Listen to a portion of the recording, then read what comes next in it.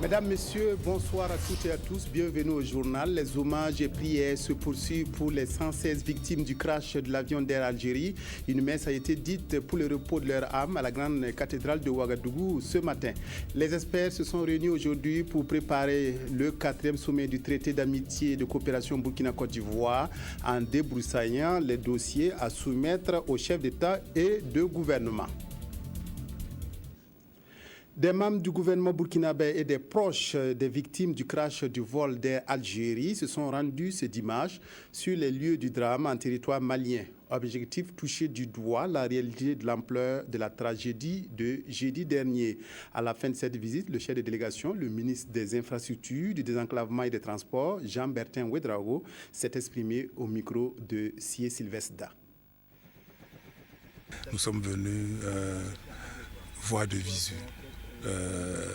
le lieu du crash et nous sommes vraiment édifiés quant à la violence, de l'impact et quant à à la profondeur de la destruction de l'avion. Je crois que c'était vraiment important pour nous de le faire. C'est bien de travailler dans le bureau, mais c'est aussi bon de venir sur le terrain, de constater et de pouvoir expliquer davantage aux familles des victimes ce qui s'est passé, parce qu'elles attendent des réponses de la part donc, du gouvernement, elles attendent des réponses de la part donc, de la cellule de crise, et c'est ce qui justifie notre présence ici cet après-midi. Nous déplorons véritablement ce qui s'est passé, nous continuons de demander vraiment à Dieu de soutenir l'ensemble donc des familles des victimes. C'est véritablement difficile, c'est douloureux, mais nous sommes face à une réalité qu'il faut accepter.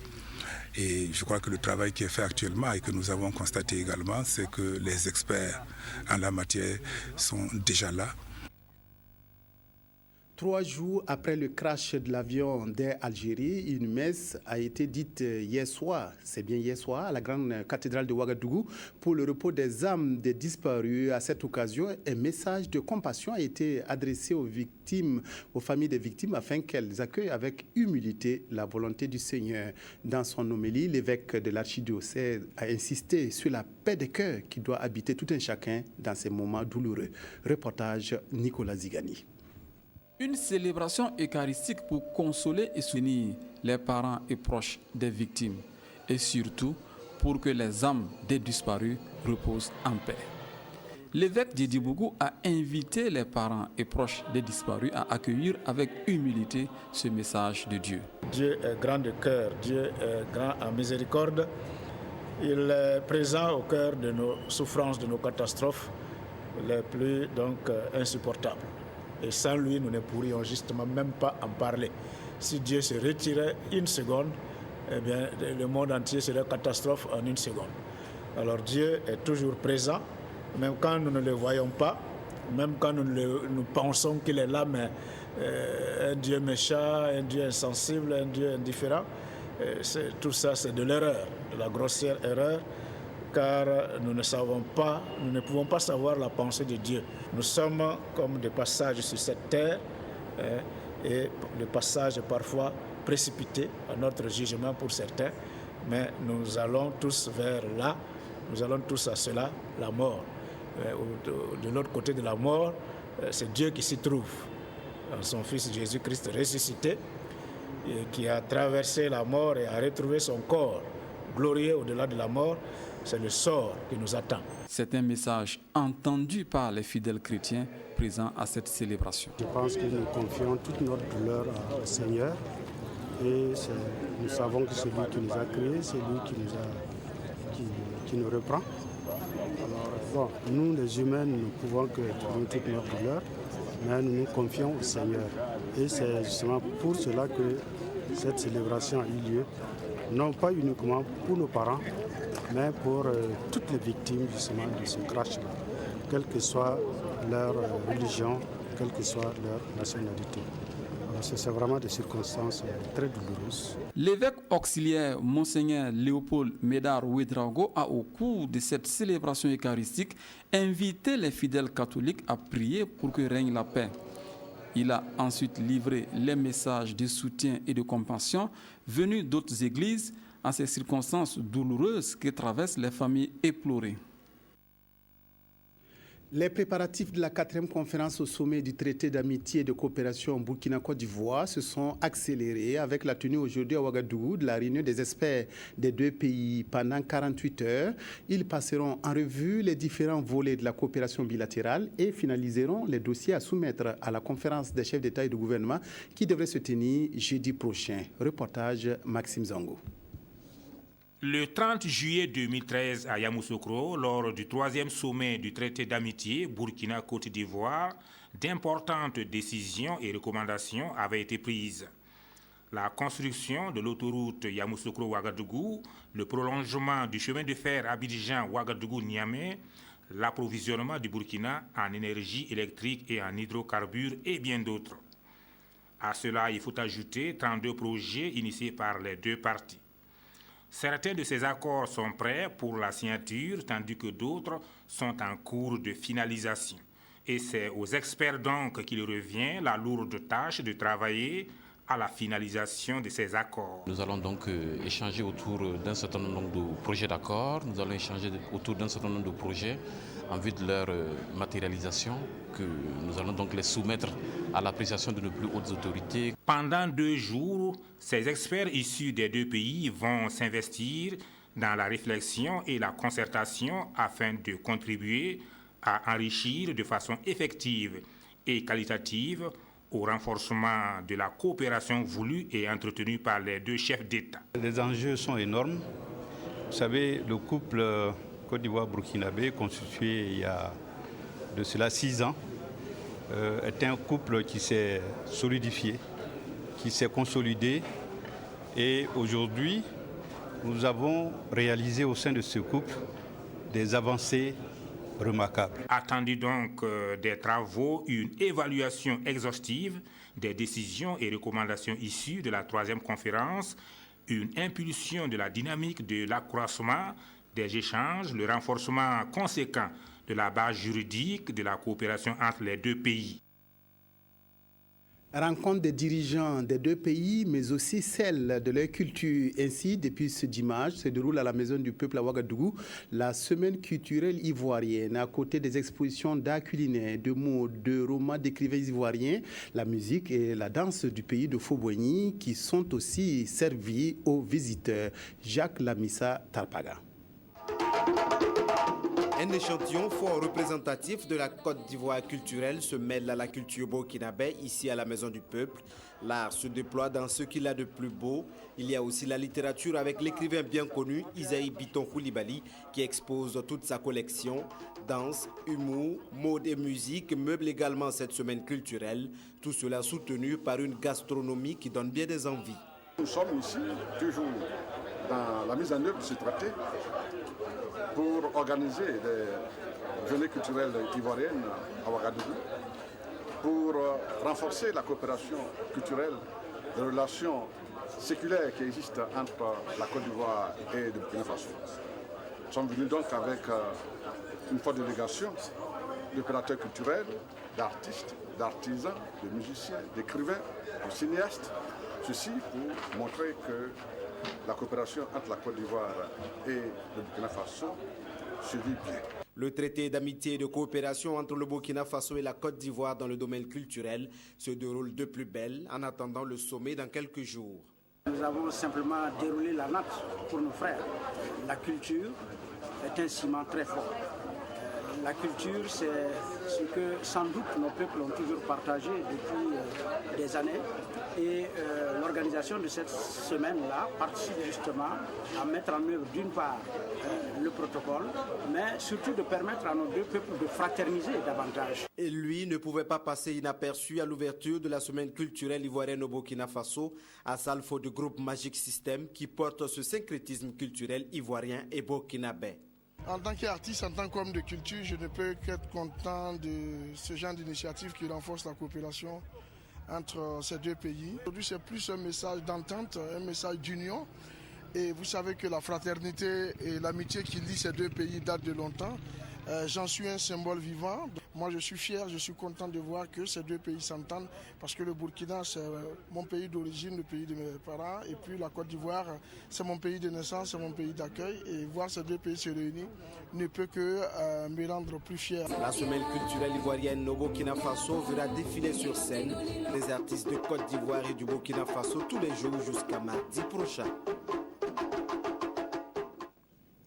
Le Burkina est reconnaissant au premier conseiller de l'ambassade de Taïwan en fin de mission. Le diplomate chinois a été décoré vendredi dernier de la médaille de chevalier de l'ordre national pour sa grande contribution au développement, notamment de l'agriculture au Burkina. Ang Wing-Ling a passé plus de 6 ans au pays des hommes intègres. Sie Sylvestre Da. Au nom du président du Faso et en vertu des pouvoirs qui nous sont conférés, nous vous remettons les insignes de chevalier de l'ordre national. Il est le premier conseiller de l'ambassade de la Chine-Taïwan au Burkina. Wang Wingling est en fin de mission. La médaille de chevalier de l'ordre du mérite lui est décernée, témoignage de la reconnaissance de l'État burkinabé pour ses actions multiples qui ont contribué à forger l'image et l'efficacité de la coopération entre la Chine-Taïwan et le Burkina Faso. Je suis fier de cette décoration. Même, je trouve, je ne fais pas beaucoup de choses pour ce pays, mais je essayais de faire le mieux, essayer d'utiliser avec l'appui de mon ambassadeur, essayer d'aider ce pays à développer. En 6 ans de mandat, le premier conseiller de l'ambassade de la Chine-Taïwan a mis au service du gouvernement burkinabé ses compétences, son expérience, son engagement et son ardeur au travail. Il a piloté personnellement plusieurs projets bilatéraux, surtout dans le domaine de l'agriculture. Nous sommes là ce soir pour dire au revoir à un homme qui s'est battu pour le bien-être de notre population, aussi bien sur les chantiers de l'agriculture, la production de rizicole dans la plaine de Bagré, mais aussi sur d'autres plaines. Aujourd'hui, il nous quitte, mais nous voulons vraiment, à travers ce geste, lui souhaiter vraiment beaucoup de courage pour la suite. À 48 ans, Wang Wingling s'apprête à aller sur d'autres chantiers de développement dans son pays et partout où il sera appelé à servir. Du Burkina Faso, le diplomate chinois confie qu'il gardera toujours en l'esprit l'image d'un peuple travailleur. Un autre témoignage d'amitié et de reconnaissance est venu du groupe parlementaire Burkina-Taïwan qui a organisé un dîner de revoir à l'intention du premier conseiller en fin de mission pour les multiples actions qu'il a entreprises en faveur de l'agriculture au Burkina et pour le renforcement des liens de coopération entre le Burkina et Taïwan.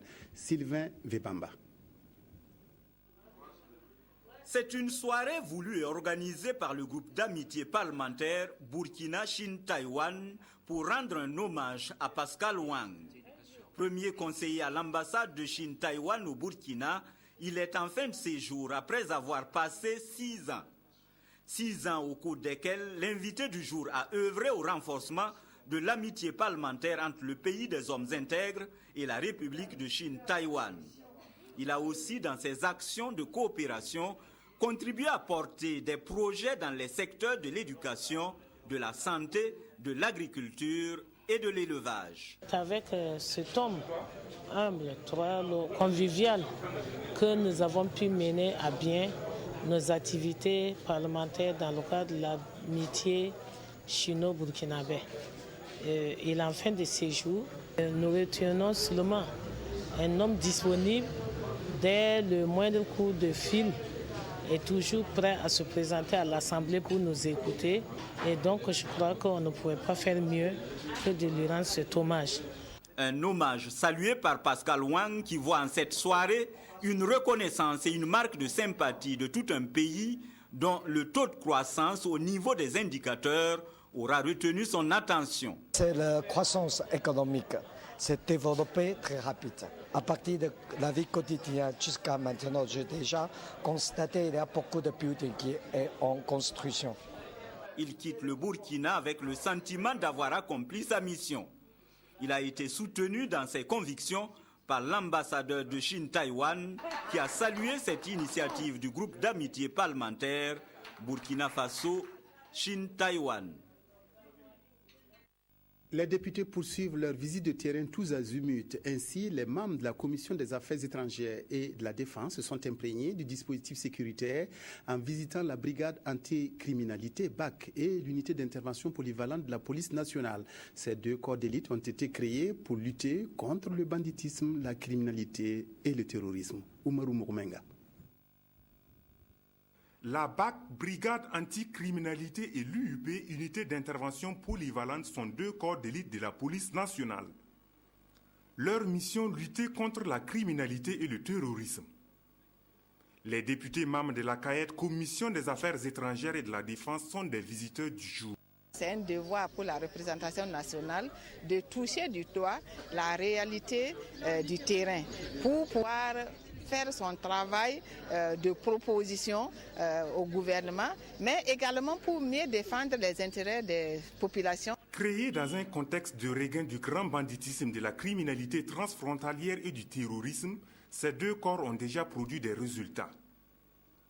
La mise hors d'état de nuit de plusieurs réseaux de malfrats, des produits dangereux et d'armes de toute nature constitue les acquis majeurs de ces unités.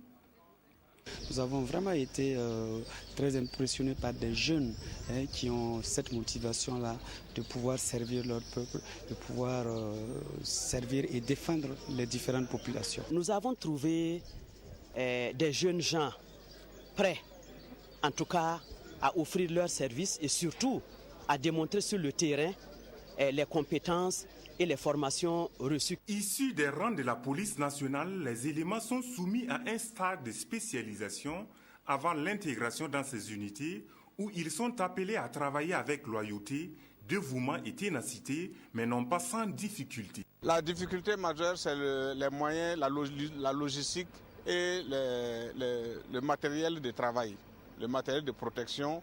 Parce qu'il est vrai que le gouvernement a fait un grand effort, mais cela reste toujours insuffisant. Je pense que c'est un ensemble de préoccupations que nous allons soumettre à l'autorité compétente et voir comment nous allons pouvoir accompagner de façon progressive la résolution de ces différents problèmes. En attendant, certaines de leurs préoccupations ont commencé à trouver solution avec la remise séance tenante de 2 ordinateurs de la députée Fatoumata Diendéré à la brigade anticriminalité.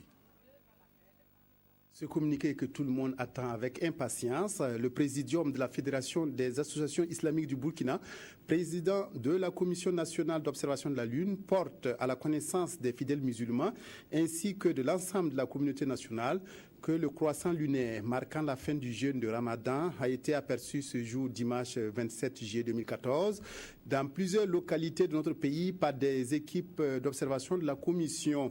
Par conséquent, la fête de l'Aïd el-Fitr sera célébrée le lundi 28 juillet 2014 sur toute l'étendue du territoire national. Le Présidium souhaite une très bonne fête aux fidèles musulmans ainsi qu'à tous les habitants du Burkina Faso et prie par la même occasion Allah le Tout-Puissant de répandre sa paix et sa miséricorde sur notre cher pays.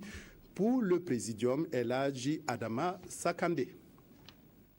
Cela dit, la monnaie unique de la CEDEAO, dont on en parle depuis Conakry en 1983 et qui tarde à prendre corps, était au centre d'une conférence publique organisée par le Centre d'études, de documentation et de recherche économique et sociale CEDRES. Cette conférence avait pour but d'évoquer la faisabilité de cette monnaie unique pour la sous-région. Yolande Lompo, reportage. Les États membres de la CEDEAO unissent leurs efforts pour la création d'une monnaie commune en 2020. Selon l'éminent conférencier Damon Justin Barrot, l'intégration monétaire serait une exigence pressante pour ces États et pourrait avoir des vertus sur l'intégration économique. D'entrée de jeu, les obstacles spécifiques au processus d'intégration monétaire sous-régionale, les conditions d'une intégration monétaire crédible et le processus de création d'une monnaie unique dans l'espace ont été expliqués au public. La ZMAO et la BCAO ou l'UMOA vont donc fusionner. Et cette fusion donnera naissance à une monnaie unique.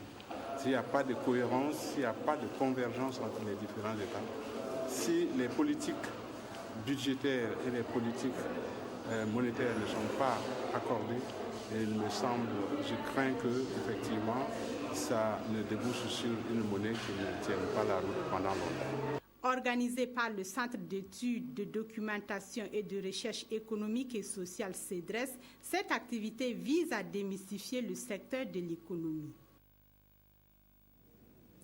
À Bobo Dioulasso, il s'agissait d'une rencontre d'information et de sensibilisation sur les tracasseries routières dans la sous-région organisée par le SILS. La rencontre a regroupé les différents acteurs concernés par la question et leurs partenaires techniques et financiers. L'objectif était de trouver des solutions pour rendre fluide la circulation des personnes et des biens. Kadou Romenki. Promouvoir et rendre effective la libre circulation des biens et des personnes dans l'espace SILS-CEDEAO, c'est tout l'objectif de cette rencontre, d'où l'implication de ces différents acteurs dans la réflexion. Ils auront pour tâche de discuter et adopter des propositions concrètes en vue de limiter les tracasseries routières, véritable frein pour la fluidité des échanges. Quand on arrive à une frontière, on est toujours confronté à des pratiques qui retardent, qui ont tendance à retarder disons, le commerce. Pour les gens pour les grands commerçants, c'est des pertes inestimables. Le nombre de jours à passer avec des formalités qui n'en sont peut-être pas certaines fois. Donc nous essayons tout ça d'aplanir et d'harmoniser les règles de passage au niveau des goulots d'étranglement. Nous espérons qu'avec cette réunion d'information, il va y avoir de l'évolution sur ce front-là. Et le Burkina Faso ne pourrait mieux espérer de ces échanges-là. Nous saluons véritablement la tenue de cette réunion et nous remercions le SILS et l'USAID d'avoir eu cette initiative d'informer l'ensemble des acteurs et de travailler à lever ces tracasseries routières. Nos attentes, c'est des recommandations fortes qui vont interpeller nos autorités, les plus hautes autorités, que de façon concertée, ils puissent travailler à lever ces obstacles qui existent sur les corridors. La présente rencontre d'information et de sensibilisation sur les tracasseries routières dans la capitale économique burkinabé fait suite à celle déjà organisée au Niger, au Bénin, au Sénégal, au Ghana et en Côte d'Ivoire. Cap sera mis sur Conakry pendant le mois d'août pour la même activité. La TVA, la taxe sur la valeur ajoutée, a fait l'objet d'une publication dont l'auteur n'est autre que le directeur général de l'ENAREF, Nebila Amadou Yaro. Cet ouvrage donne plus d'éclairage aux contribuables sur la notion de TVA, souvent mal appréhendée par le commun des mortels. Maxime Zongo. Au nombre des causes de l'incivisme fiscal, sans doute la méconnaissance des textes et leur domaine d'application.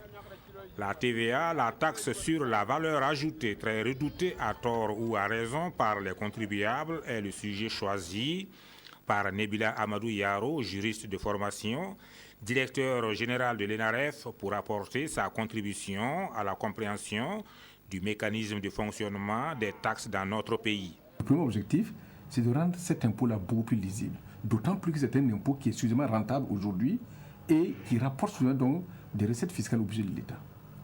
Deuxième objectif, c'est de donner mon point de vue sur certaines grandes questions concernant la taxe sur la valeur ajoutée. Véritable cours sur la TVA, ce document de plus de 200 pages est une œuvre de portée didactique. Une version simplifiée pour permettre aux contribuables de mieux appréhender une notion a priori complexe. C'est un document qui va au-delà de ce que l'on a habituellement, de ce que l'on fait habituellement donc dans les cours. Je donne mon point de vue sur certaines grandes questions qui concernent donc la taxe sur la valeur ajoutée. C'est par exemple la TVA et la justice sociale. C'est par exemple la TVA et son impact économique. Alors c'est une nouvelle qui est subdivisée en 4 parties. Donc, dont une au champ d'application, une deuxième partie consacrée au recouvrement, à la liquidation plutôt, une troisième partie consacrée au recouvrement, et puis une quatrième partie sur les questions spécifiques, ce que nous appelons les questions doctrinales, sur lesquelles nous nous interrogeons sur ce que nous voyons, comment la TVA peut être traitée donc, pour qu'elle soit véritablement vraiment à la hauteur de ce que l'on estime. Préfacé par le premier responsable du département de l'économie et des finances, l'ouvrage est écrit dans un style assez accessible. Je suis parti du principe que je m'adresse à des personnes qui ne comprennent pas nécessairement ce que c'est que la technique de la TVA. Donc j'illustre la plupart donc, des situations que j'évoque, pas des exemples concrets, des exemples tirés de ce que nous avons habituellement donc, sur le terrain. Permettre donc de vulgariser la TVA, de moderniser notre système fiscal et surtout de dédramatiser le sujet. Voilà résumé les objectifs de ce premier ouvrage de Nebila Amadou Yaro. L'auteur, qui n'entend pas s'arrêter en si bon chemin, pense à d'autres aspects liés à la gestion moderne de l'économie au Burkina. La présente œuvre, qui se trouve déjà en librairie, sera officiellement dédicacée en septembre prochain. La problématique du développement de la région du Centre-Nord à l'ordre du jour d'une conférence animée à Kaya par le professeur Pierre Clavet d'Amiba. L'Union pour le développement de la province du San-Matenga Natizanga a organisé ce rendez-vous pour que les fils de la région se concèdent pour relever les défis du développement. Reportage C12 ans. Pour les organisateurs de cette conférence publique, c'est clair, il n'y a pas de développement sans cohésion sociale. On dit en moré, ça c'est dans le poré, c'est pour dire que chaque localité a le devoir d'accompagner l'État. Et pour mieux accompagner l'État, il faut s'organiser, parler le même langage. Nous visons, à travers cette conférence-là, à unifier les esprits, à unifier les cœurs pour bien développer la province, mais aussi la région. Un point de vue partagé par les autorités. Nous regorgeons de beaucoup de potentialités humaines, mais l'organisation, l'entente et tout ça manque. Et je pense que c'est une belle initiative et c'est ce qui nous manquait à cette province. C'est connu, le Centre-Nord regorge d'énormes potentialités. Mais pourquoi le développement traîne-t-il? La réponse est claire. Pour que le Centre-Nord puisse se développer, il est important que le Centre-Nord mette l'accent sur le savoir. Et pas n'importe quel savoir. Ce n'est pas le b.a.-ba qu'on enseigne dans l'école primaire aujourd'hui, mais il faut introduire dans les programmes des savoirs technologiques, des savoirs professionnels, des savoirs numériques qui permettront à la région du Centre-Nord, tout comme à l'ensemble du Burkina Faso, de communier avec l'économie de la connaissance, c'est-à-dire, comme les spécialistes l'appellent, des économies cognitives. Et en dehors d'une économie qui met le savoir en tête, il n'y a pas de développement. Le savoir est donc indispensable au développement et les fils de la région l'ont bien compris, et cela en toute impartialité. Nous voulons aller au développement. Maintenant, il fallait qu'on réfléchisse pour voir quelles sont les voies et les moyens à suivre pour parvenir à ce développement. L'heure maintenant est claire que les gens de Kaya de la région là, doivent arriver à s'unir dans un cadre d'expression sans coloration politique. Quand il y a un intérêt, un problème, un intérêt d'ordre régional, à hauteur régionale, là, il faut que chacun arrive à transcender les rivalités internes, les problèmes, les querelles de leadership, les esprits égoïstes, pour qu'ensemble on puisse parler la même voix et développer la région du San-Matenga. S'il est vrai que toute communauté devrait prendre la question de son développement en main et non pas attendre que quelqu'un d'autre vienne le réaliser à sa place, cette conférence de l'UDPS s'inscrit pleinement dans cette logique. Les dirigeants de l'Observatoire national du foncier ont tenu cette semaine à Koudougou la première session de leur conseil d'administration. Elle s'est penchée sur la recherche de solutions pour dynamiser l'Observatoire national du foncier qui se présente comme une alternative susceptible d'anticiper les conflits sur les terres. C'est aussi un instrument de bonne gouvernance foncière au Burkina. Reportage Isaïe Parkouda.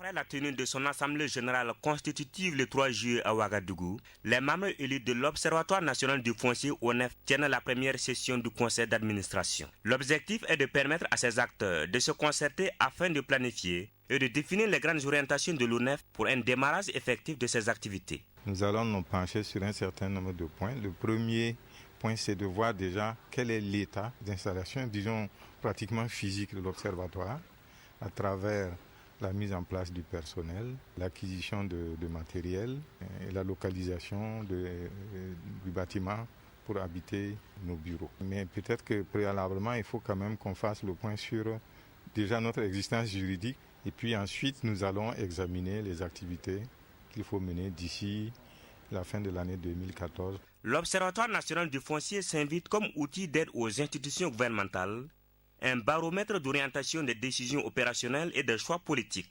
Il se situe également en amont pour prévenir les conflits liés à la gestion des terres, et c'est en cela qu'il est, selon ses membres, un indicateur de la bonne gouvernance foncière au Burkina Faso. L'objectif même de l'Observatoire, c'est ça, c'est collecter, c'est rassembler l'information, c'est jouer, c'est faire la veille, c'est attirer l'attention des gouvernants sur les grands problèmes fonciers, justement pour prévenir tout ce qui peut être conflit, tout ce qui peut être source de difficultés entre acteurs. Dans l'ensemble, je suis satisfait du processus. Le Compact Burkina a joué un rôle capital dans la mise en œuvre de l'Observatoire national du foncier. À la date du 31 juillet, il devra passer le témoin à l'USAID. Et désormais, c'est avec elle que la nouvelle équipe de 19 membres devra travailler en tandem. Où en est l'opération 100 000 charrues lancée pour permettre aux producteurs burkinabés d'abandonner la daba pour un début de mécanisation agricole. En cette période consacrée à l'agriculture, donc propice pour constater sur le terrain la mise en œuvre de l'opération dans les régions, une délégation du comité technique de suivi du programme de mécanisation a séjourné dans le centre-est et le centre-sud. Les échanges avec les bénéficiaires ont permis d'évaluer l'impact de l'opération sur le travail des producteurs. Bouma Ernest Nebier pour un dossier. Le comité technique de suivi du programme de la mécanisation agricole poursuit sa tournée de constatation de la mise en œuvre de l'opération 100 000 charrues sur le terrain. Ainsi, après le plateau central, ce sont les régions du centre-est et du centre-sud qui ont accueilli la mission conduite par Laurent Ouedraogo, directeur de la mécanisation et du machinisme agricole. Communes visitées, Baskouré, Tensobentenga, Garango, Niago, pour la région du centre-est, et Bindé, Guiba et Tossé pour le compte de la région du centre-sud. Partout, l'objectif de la mission est resté le même, échanger avec les acteurs et les bénéficiaires de l'opération afin de s'imprégner des problèmes que ces derniers peuvent rencontrer dans la distribution et l'utilisation sur le terrain du matériel composé de charrues et de charrettes. Dans toutes les localités visitées, les premiers mots des bénéficiaires au comité technique de l'opération sont des remerciements à l'endroit de l'État pour les avantages que procure cette opération. Je peux dire qu'on a beaucoup bénéficié parce qu'avant, je me débrouillais, c'est vrai, mais ça m'a renforcé avec mes familles. J'arrive maintenant aujourd'hui à me nourrir. Mes ordonnances, j'arrive à acheter moi-même.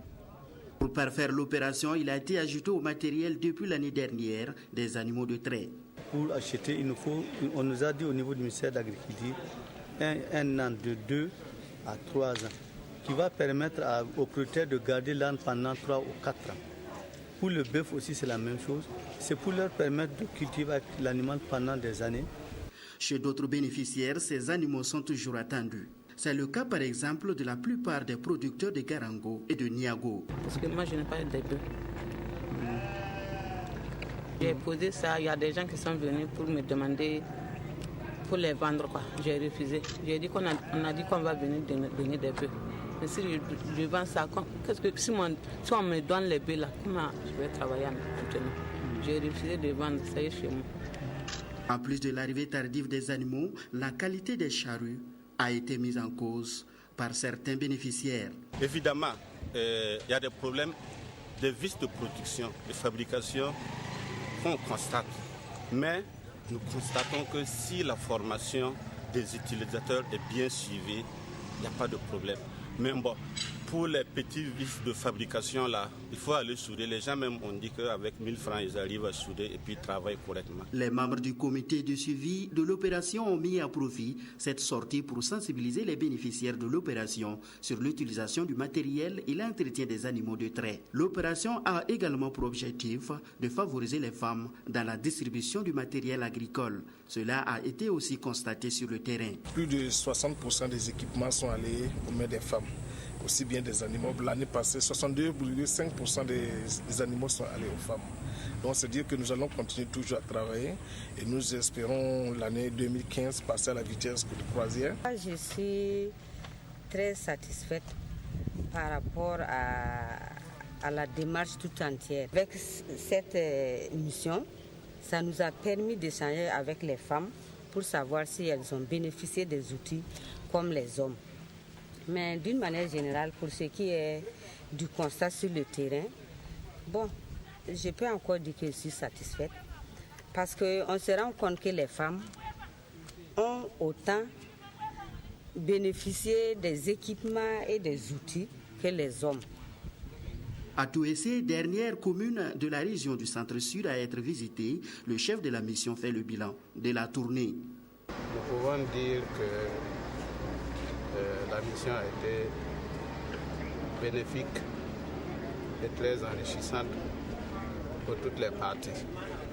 Et cette opération nous a permis d'échanger avec les populations qui, par cette occasion aussi, ont pu nous faire le point de quelques difficultés qu'ils rencontrent. Et dans nos échanges,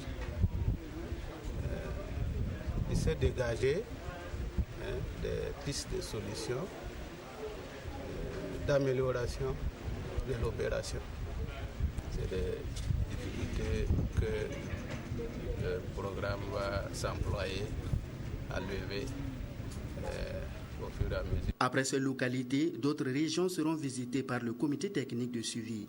En rappel, l'opération 100 000 charrues mise en œuvre depuis 2011 sur toute l'étendue du territoire prend fin en 2015. Environ 24 milliards de francs CFA sont consacrés à cette opération. Un programme de construction de magasins de stockage et de conservation de récoltes et de graines a été lancé à Léo dans la Sicile par le ministère de l'Agriculture et de la Sécurité alimentaire, financé par l'UEMOA à plus de 3 milliards de francs CFA. Ce programme veut aider les communautés rurales à améliorer leur système de commercialisation et leur sécurité alimentaire. En tout, 38 magasins vont être bâtis dans cette région au profit des organisations de producteurs et de la SONAGES. Adama Koulibaly. Dans environ 8 mois seront érigés à cet endroit de la commune de Léo dans la région du centre-ouest et dans une trentaine de localités de 5 autres régions de Burkina Faso, des magasins de conservation de récoltes et de graines. D'une capacité totale de 16 500 tonnes, ces 38 magasins seront répartis entre les organisations paysannes et la Société nationale de gestion des stocks de sécurité, SONAGES. À la base de ce projet, augmenter le stockage des denrées alimentaires, promouvoir la qualité et surtout contribuer à améliorer les revenus des communautés rurales. Ce programme vient répondre à une politique du ministère de l'Agriculture qui est celle de faire en sorte que la production agricole puisse être tirée par son aval. D'un coût de 3,6 milliards de francs CFA, ces infrastructures de 500 tonnes et de 200 tonnes vont comporter des bâtiments phytosanitaires, des aires de séchage, des salles de réunion ou encore des latrines. Et cela grâce à un financement de l'UEMOA pour ce projet qui est également mis en œuvre dans les autres États membres. On ne peut pas avoir la sécurité alimentaire, atteindre la sécurité alimentaire si on ne maîtrise pas la perte post-récolte. Et effectivement, les magasins de stockage vont jouer un rôle très important dans la diminution drastique de cette perte qui s'élève entre 30 à 35% de la production de nos braves paysans. L'AGTR est le maître d'ouvrage délégué de ce projet. Actuellement, nous avons déjà toutes les entreprises qui sont déjà, je dirais, à pied d'œuvre, recrutées donc et mises en service. Les missions de contrôle également sont également recrutées et en service. Selon une étude de l'UEMOA, 30 à 35% des récoltes dans l'espace communautaire sont perdues par l'utilisation des moyens traditionnels de transport et de conservation. Ce projet va sans doute aider ainsi ces producteurs dans la chaîne de transport, de stockage, de conservation des productions et éviter ainsi le bradage du fruit de leur dur labeur. L'école de formation des enseignants du primaire EFEP Ouin-Lamita s'est lancée avec succès dans la formation d'enseignants il y a quelques années de cela. La première promotion de l'EFEP vient d'être mise sur le marché de l'emploi avec la sortie de 61 maîtres élèves, ce qui constitue un moment de fierté et de défi relevé pour les responsables de l'école. Zalissa Sanfo. Ces 61 élèves maîtres de l'école de formation des enseignants du primaire EFEP Ouin-Lamita sont prêts à être employés. Après 2 années de dur labeur, ces élèves sont tous jugés aptes à servir comme des enseignants. Et leur désir, c'est de réussir au test d'intégration. ce qu'on demande à l'administration, à l'État, au gouvernement, c'est de nous donner les opportunités pour que nous puissions exercer notre métier. C'est ça notre souhait. Un désir partagé par le fondateur de cette école qui nourrit l'ambition de voir ses élèves devenir dès cette rentrée scolaire des agents de la fonction publique.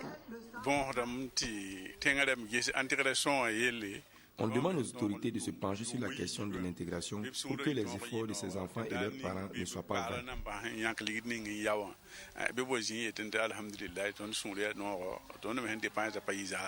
Civisme et paix, c'est le nom de baptême de cette première promotion. Et la marraine de les inviter à toujours travailler pour l'ancrage des valeurs qu'ils ont eux-mêmes choisi d'incarner. À cette cérémonie de sortie de promotion, ceux-là même qui vont désormais appeler ces élèves sortants mon maître ou ma maîtresse sont venus leur témoigner leur soutien par des chants et danses.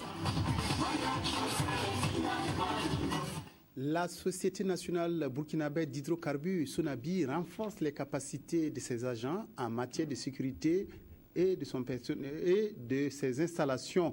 La société a organisé un exercice pratique d'extinction de feu sous la supervision de la Brigade nationale des sapeurs-pompiers. L'exercice marquait la fin d'une semaine de formation et de sensibilisation des agents de la Sonabi. Reportage Sié Sylvestre. Qui retentit en cette matinée du 23 juillet au sein du dépôt d'hydrocarbures de la Sonabi à Bingo, à une quarantaine de kilomètres de Ouagadougou, est le signe qu'une catastrophe est survenue. Une des sphères qui peut contenir 1000 tonnes de gaz et un camion-citerne serait en flammes. Les ouvriers, le personnel administratif et les camions se dépêchent pour se mettre à l'abri en attendant les évacuations. Pendant ce temps, d'autres agents formés pour faire face à ce genre de situation vont à l'assaut des flammes et tentent de sécuriser les lieux. Ils seront appuyés une demi-heure plus tard par les sapeurs-pompiers alertés et qui sont arrivés de Ouagadougou. Finalement, le calme revient et la direction du dépôt rassure que tout cela n'était qu'une simulation dans le but de tester la capacité des travailleurs à respecter les consignes de sécurité en cas d'incendie. Qui dit produit inflammable doit s'attendre permanemment à ce qu'on ait de l'incendie. Et pour nous préparer à un éventuel incendie, nous travaillons avec l'équipe dirigeante qui est chargée d'intervenir sur le feu pour qu'ils puissent s'adapter aux différentes situations et qu'en cas de situation réelle, ils puissent maîtriser l'opération. La simulation au sein du dépôt de gaz s'est déroulée sans feu allumé. Mais un jour plus tôt, les agents ont eu droit à un exercice d'extinction d'un feu réel en dehors du dépôt. Sous la supervision des sapeurs-pompiers, une quinzaine d'agents ont été répartis en 2 groupes pour éteindre une citerne en flammes. Tant bien que mal, chacune des équipes réussit le test. L'extinction d'un incendie, quand même, ça regroupe un certain nombre d'actes. Il suffit d'appliquer sur le terrain avec un maximum de rapidité et d'efficacité. La première, quand elle est arrivée, on a chronométré, elle était à plus de 20 minutes pour qu'on ait de l'eau, on ait de la mousse sur le feu. Et la deuxième, tenez-vous bien, à réaliser 9 minutes. Entre l'exercice en dehors du dépôt et celle en son sein, on note des progrès, surtout chez le personnel formé pour suppléer les soldats du feu. Mais la pratique et les automatismes font encore défaut. Du côté de la direction du dépôt, on est tout de même satisfait. Nous avons pu assez rapidement évacuer tout ce qui pouvait compliquer l'intervention. Nous avons pu assez rapidement mettre notre personnel hors de danger. Pendant ce temps, nous pouvons maintenant gérer effectivement l'extinction du scénario de feu. Dans la démarche, c'est bon. Nous allons encore affiner nos choix tactiques. Ces simulations qui ont pour objectif de former et sensibiliser les personnels de la Sonabi sur leur sécurité et celle des installations sont initiées chaque année et conduites par les pompiers. À la fin des manœuvres de cette année, des fûts de mulsers ont été remis à la Brigade nationale des sapeurs-pompiers, partenaire de la Sonabi. Le mulser étant un produit indispensable pour éteindre les incendies provoqués par les hydrocarbures. La société de courtage en assurance et réassurance Faso Assurance a remis du matériel aux volontaires adjoints de la sécurité VADS. Il se compose de panneaux de stop et imperméables qui devraient permettre aux volontaires de mener à bien leur mission. Reportage Nathalie Savadgo. Faso Assurance, la société de courtage en assurance et réassurance toutes branches, à peine installée, vient en aide aux volontaires adjoints de la sécurité. Elle leur offre un lot de 100 imperméables et 100 panneaux de stop. Toute chose qui leur permettra de mener à bien leur mission. Nous avons eu le temps de constater que l'action des VADS a permis de voir une réduction considérable du taux d'accident, et cela, nous en sommes fiers. Vous savez, donc, quand il y a moins d'accidents, il y a moins de sinistres. Quand il y a moins de sinistres, il y a moins de dommages. Quand il y a moins de dommages, c'est le trio gagnant, c'est-à-dire l'assuré gagne, l'assureur gagne et c'est toute la nation qui gagne. Pour le premier responsable des bénéficiaires, ce geste vient à point nommé. C'est avec une fierté légitime que nous avons reçu ce don ce matin. Et comme vous le savez très bien, nous sommes déjà en plein hivernage. Et pour faire face aux intempéries de la nature, ce geste-là vient à point nommé. Que ce soit les panneaux, que ce soit les imperméables, c'est vraiment un don qui vient au moment où on a vraiment le grand besoin. Cette cérémonie marque aussi le démarrage des activités de Faso Assurance. Faso Assurance représente le guichet unique de toutes les compagnies d'assurance au Burkina Faso. Sa particularité est que, quand il y a sinistre, c'est Faso Assurance qui mène les démarches à la place de l'assuré. Pour s'assurer, plus besoin de faire le déplacement. Un simple coup de fil et Faso Assurance se déplace chez vous. Pour le moment, Faso Assurance est présente à Ouagadougou. Elle compte ouvrir d'autres filiales dans les autres provinces du Burkina. C'est ici que s'achève cette édition. Excellente fête du Ramadan à tous les fidèles musulmans du Burkina. L'Aïd el-Fitr étant célébré demain sur toute l'étendue du territoire. Merci de votre aimable attention. À la prochaine. Excellente soirée.